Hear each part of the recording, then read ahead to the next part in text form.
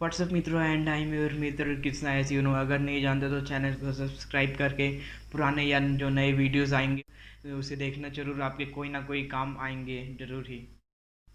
आज मैं इस वीडियो में बताने जा रहा हूँ कि वेबसाइट्स कैसे अर्न करते हैं, क्या स्ट्रेटजीज है वेबसाइट्स के अर्निंग करने के तरीके।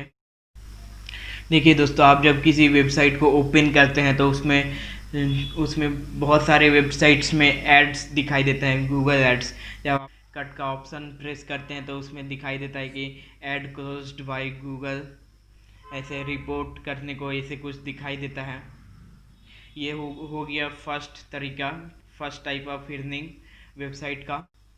और जो सेकंड तरीका है वो है एफिलिएट मार्केटिंग। मतलब दूसरे के, जैसे अमेज़ॉन के प्रोडक्ट के लिंक को अपने वेबसाइट में देते हैं।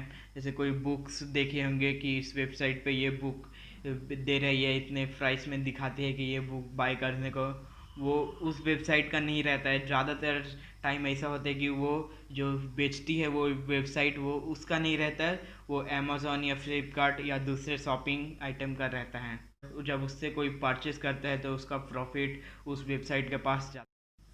मैंने ये थोड़े तरीके बताए जो मेन होते हैं, जो अप्रॉक्स सभी वेबसाइट्स पे रहते हैं, ये अर्निंग के तरीके।